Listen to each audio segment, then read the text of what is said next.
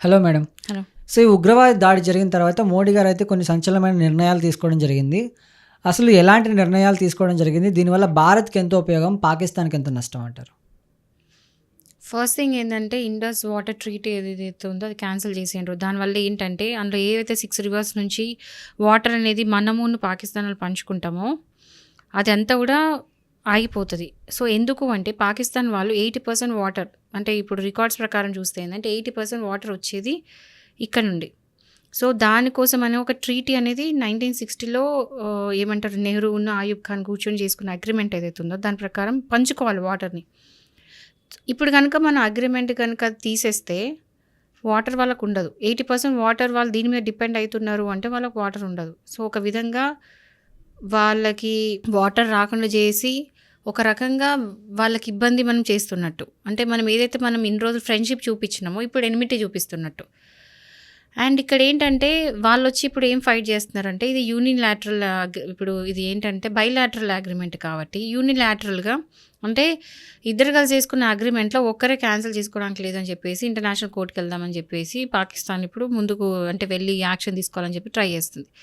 Second ఇది కాకుండా ఏంటంటే మోడీజీ గవర్నమెంట్ వచ్చి ఎవరైతే పాకిస్తానీస్ ఉన్నారో ఇండియాలో వాళ్ళందరిని కూడా వెనక్కి వెళ్ళిపోమని 48 అవర్స్‌లో ఖాళీ చేసేయమని చెప్పారు.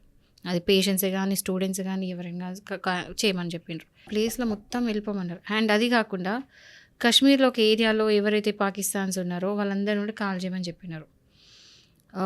ఇంకోటి ఇవి కాకుండా సీజ్‌ఫైర్ అగ్రిమెంట్ ఉంది. సీజ్‌ఫైర్ అగ్రిమెంట్ అంటే ఏంటంటే మనము ఇంకా కాల్పులు, బ్లాస్టులు ఆర్ మిసైల్స్ అలాంటివి ఏది యూజ్ చేయకుండా ప్రశాంతంగా ఉండాలని చెప్పేసి ఒక అగ్రిమెంట్ చేసుకున్నారు. అది సీజ్‌ఫైర్ అగ్రిమెంట్.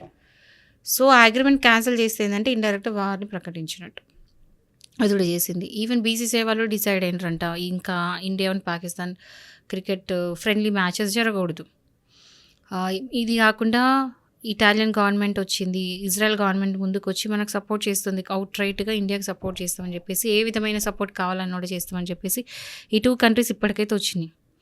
అండ్ ఇప్పటి నుంచి ఏంటంటే పాకిస్తాన్ వాళ్ళకి ఎలాంటి వీసాస్ కూడా ఇవ్వద్దు. వాళ్ళకి మనకి రాకడ పోకడ ఉండొద్దు. సో, వీసాలన్నీ కూడా క్యాన్సిల్ చేయాలని చెప్పింది.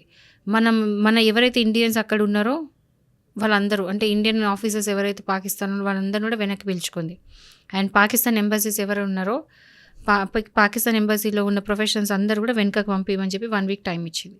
సో, ఇవన్నీ కూడా మోడీ గవర్నమెంట్ ఇమ్మీడియట్ యాక్షన్ తీసుకుంది ఈ అటాక్ అయిన తర్వాత. సో, ఇక్కడ ఏంటంటే ఒక అమ్మాయి ఏడుపు మనం ఫస్ట్ చూసిన ఫోటో ఏదైతే ఉందో అమ్మాయి ఏడుపు హస్బెండ్ ముందు కూర్చుంది. సో, ఈ అమ్మాయి ఏడుపుకి తీసుకున్న ప్రతీకార చర్య అనుకోండి. ఎందుకంటే ఎక్కడ కూడా ఏ అమ్మాయిని ఏడిపించినోడు ఎప్పుడు బాగుపడింది లేదు. అది మన హిస్టరీ కూడా చెప్తుంది. సో, ఏమవుతుందో నెక్స్ట్ ఇంకా మనం చూడాలి. ఎవరైతే ఇందులో ఇన్వాల్వ్ అయి ఉన్నారో ప్రతి ఒక్కరిని పట్టుకొని వాళ్ళందరికీ శిక్ష పడే విధంగా చేయాలి. ఇది మెయిన్ మోటో. గవర్నమెంట్కైనా సరే పబ్లిక్ అయినా సరే ఇప్పుడు ప్రతి ఒక్క పర్సన్కి ఉన్న మెయిన్ థింగ్ వాళ్ళని దొరకబట్టాలి, చంపేయాలి. దొరికిన తర్వాత కూడా అంటే వాళ్ళని పెట్టి మేపడం కాకుండా వెంటనే శిక్ష పడేలాగా ఎందుకు చేయరు? చట్టపరంగా ఎలా అంటే ఉంటుంది? ఇది ఒక ఇండియన్కి సంబంధించిన కాదు, వేరే కంట్రీకి సంబంధించిన విషయం కాబట్టి ఏమవుతుంది అంటే ప్రతిదానికి కొన్ని లాస్ ఉంటాయి, కొన్ని రూల్స్ అండ్ రెస్ట్రిక్షన్స్ ఉంటాయి కాబట్టి వేరే దేశస్తుడు కాబట్టి మనం వాళ్ళకి ఇవ్వాల్సింది అంటే ట్రాన్స్పరెన్సీ మెయింటైన్ చేసి ప్రతి దగ్గర కూడా మన సైడ్ తప్పు లేదని చూపించి ఇప్పుడు మనం పిలుచుకొని చంపేసుకున్నాం అనుకోండి, వాళ్ళు రేపు పొద్దున ఏమంటారు, మేము అసలు చేయలేదు ఉట్టిగా అమాయకులను చంపినారు అంటారు. అది కరెక్ట్ కాదు కదా. సో, అమాయకులను చంపలేదు, మేము చంపింది నిజమైన క్రైమ్ చేసిన వాళ్ళని నిరూపించడానికి proceedings must, investigation must, interrogation must, evidence must.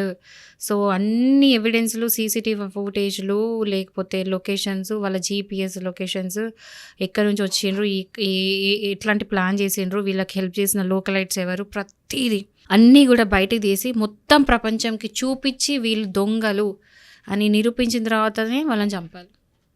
ఇది ఖచ్చితంగా ఎవరైనా చేయాల్సిందే.